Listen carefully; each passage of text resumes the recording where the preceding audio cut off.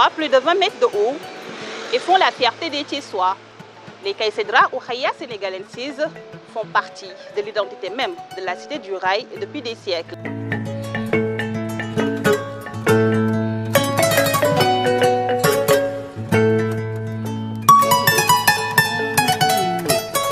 Sous les feuillages de l'avenue Caen, la mémoire de la ville s'exprime. Pour les vieux Thiessois, ces géants verts sont des compagnons de vie. Pour ce vieux qui a toujours habité le quartier Carrière, les Caïcédras font partie de l'histoire même de la cité du rail et a bercé son enfance. Vous connaissez mieux que moi la rue Sans Soleil. À chaque fois qu'il y a un partisan du béton qui vient pour construire un R+2, R+3, R+4, rien que pour la visibilité de l'interface de son bâtiment, il demande une utilisation d'abattage qui lui est délivrée automatiquement et pour nous cela doit cesser. Mais aujourd'hui, ce monument vivant est tout sous le bitume. Entre vieillissement naturel et choc de l'urbanisation, le professeur de géographie, Bikaï Faye, tire la sonnette d'alarme.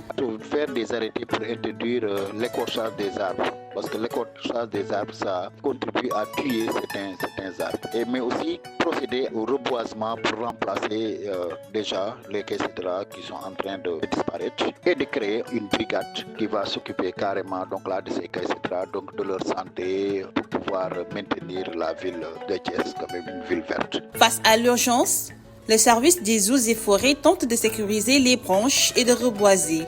Mais le vrai espoir vient des jeunes de la cité du rail, comme ceux du quartier Cité Lamy, qui se mobilisent pour que la nature garde sa place. Par le passé, nous avons mené une campagne de reboisement dans ce quartier avec un taux de réussite de 100%. Fort de ce succès, nous réitérons cette action. Nous sommes convaincus que la lutte contre le dérèglement climatique et la dégradation de notre environnement exige un engagement citoyen actif à travers la plantation et le suivi rigoureux des arbres. Sauver les Caïcédras dépasse la nostalgie. Ce sont nos îles de fraîcheur, des sanctuaires pour les oiseaux et les insectes.